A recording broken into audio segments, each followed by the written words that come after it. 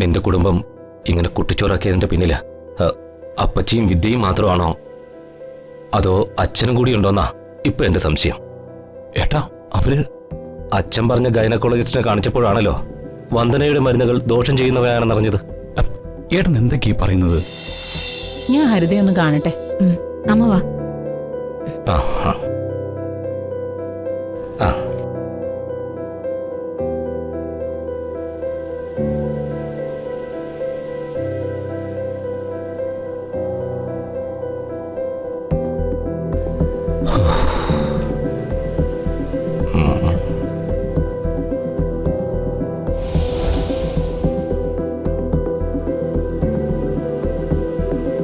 മോളെ മോളെ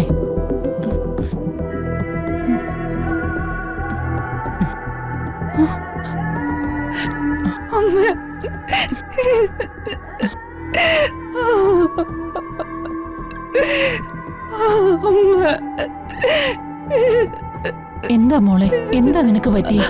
അത്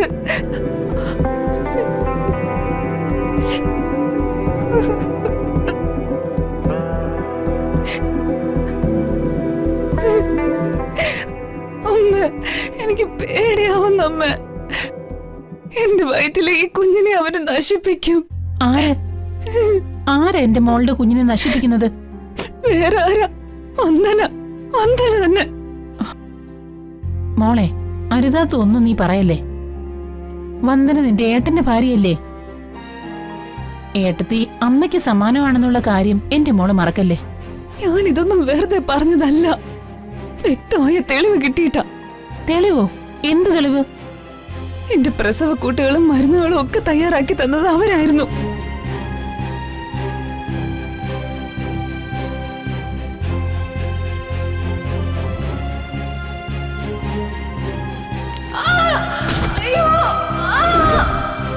ഹരിതയുടെ ശരീരത്തിനകത്ത് ഒരു തരത്തിലുള്ള പോയിസൺ പ്രൊഡ്യൂസ് ചെയ്ത് തുടങ്ങി. മുൻകാലങ്ങളിൽ അബോർഷന് ഉപയോഗിക്കുന്ന ഒരു ആയുർവേദ മരുന്നാണിത്. മോളെ, നീ ഇങ്ങനെ സംശയിക്കുന്നതിൽ നിന്നെ ഒരു തെറ്റും അമ്മ പറയില്ല. പക്ഷേ വന്ദന ഒരിക്കലും അങ്ങനെ ഒരു തെറ്റ് ചെയ്യില്ല. ഇതെന്റെ മകൾക്ക് 10 മാസം സംരക്ഷണം നൽകിയ ഒരമ്മയുടെ ഉറപ്പാ. മോളുടെ എല്ലാ തെറ്റിദ്ധാരണയും ഉടനെ മാറും. അല്ല, മനോജ് എവിടെ? ഇത്രയും നേരം ഇവിടെ ഉണ്ടായിരുന്നു, ഇപ്പൊ പുറത്തെവിടെയോ പോയതാ. അമ്മയെ കണ്ടപ്പോ എനിക്ക് മനസ്സിനൊരു സമാധാനം. എല്ലാം ശരിയാകുന്നേ. അമ്മ അച്ഛനോട് പറയാതെ വന്നത്. വേഗം അങ്ങ് പോണം. മനോജിനോട് കുറച്ചു ദിവസം മോളെ വീട്ടിൽ കൊണ്ട് നിർത്താൻ പറയാം. അപ്പോ എല്ലാത്തിനും ഒരു പരിഹാരം ഉണ്ടാവും. പോട്ടേടാ.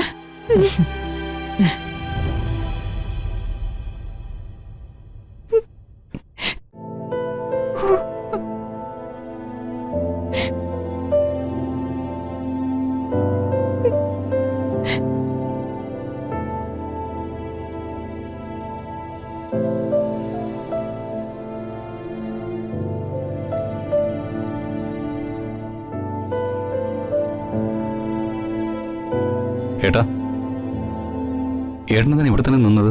വാ, അകത്തിരിക്കാം. ഞാൻ ഇത്രയും നേരം അകത്തിരിക്കായിരുന്നു, ഇപ്പൊ ഇങ്ങോട്ട് ഇറങ്ങിയതാ.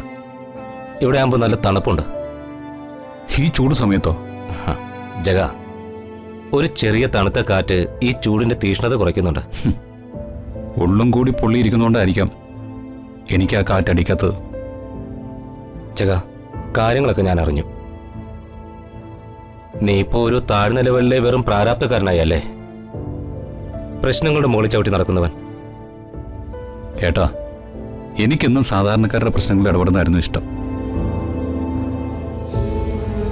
ചെറിയ ചെറിയ പ്രശ്നങ്ങൾക്ക് പരിഹാരം കണ്ടെത്തി കൊടുക്കുമ്പോൾ ഒരു സംതൃപ്തി തോന്നിയിരുന്നു.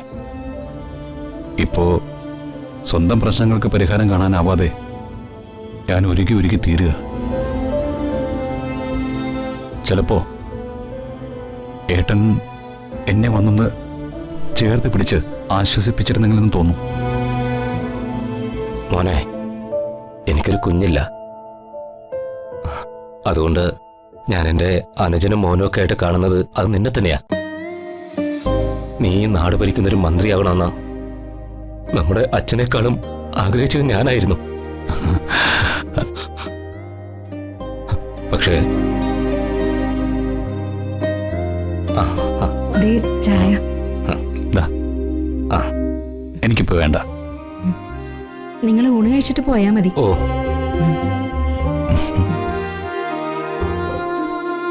ഏട്ടാ ചായ കുടിക്കേ.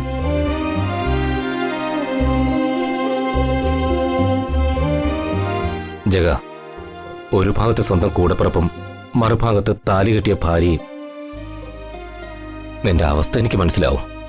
വന്ദന ഹരിതയുടെ കുഞ്ഞിനെ ഒരിക്കലും നശിപ്പിക്കില്ല. അവൾ അങ്ങനെ ഒരു പെണ്ണല്ല. അതെനിക്ക് നീ പറഞ്ഞിട്ട് വേണ്ട അറിയാൻ. വന്ദന നല്ല ക്വാളിറ്റിയുള്ള പെണ്ണാ.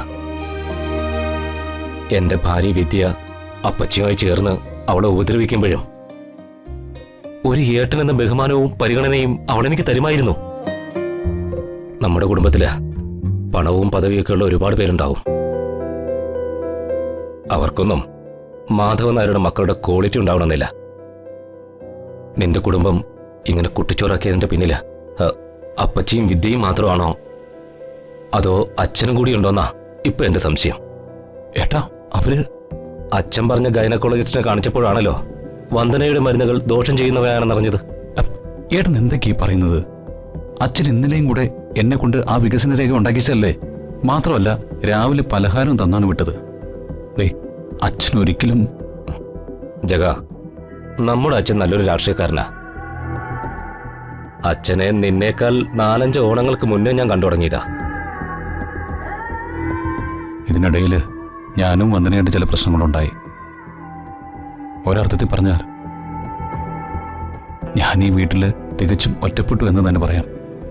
ജഗ, തന്ത്രങ്ങൾ അറിയാവുന്നവരാരോ നിന്റെ ജീവിതത്തിൽ കയറി കളിച്ചു തുടങ്ങിയിട്ടുണ്ട്. അതിന്റെ ഫലങ്ങളാ ഈ വീട്ടിൽ നടന്ന മോഷണങ്ങളും ഈ കുടുംബത്തിന്റെ പ്രശ്നങ്ങളും ഒക്കെ. അവരെ കണ്ടെത്തി ആദ്യമേ ബ്ലോക്ക് ചെയ്യണം. എടാ, നിന്റെ കൂടെ ആളായും പണമായും ഈ ജിതേന്ദ്രനുണ്ടാവും. എന്റെ അനുജൻ ചോദിക്കാനും പറയാനും ആരും ഇല്ലാത്തവനല്ല. 6 അടി പൊക്കത്തിൽ ആണത്തുള്ളൊരു ചേട്ടനുണ്ടോ നിനക്ക്? പോരാത്തതിന് നിന്റെ ഭാര്യയെ ഒരിക്കലും തള്ളിപ്പറയില്ലെന്ന് ഉറപ്പുള്ള ഒരമ്മയും. ഏത് പ്രതിസന്ധിയെയും പുറങ്കാലം കൊണ്ട് തട്ടിക്കളയാൻ എന്റെ അനുജൻ അതുമാത്രം പോരേടാ.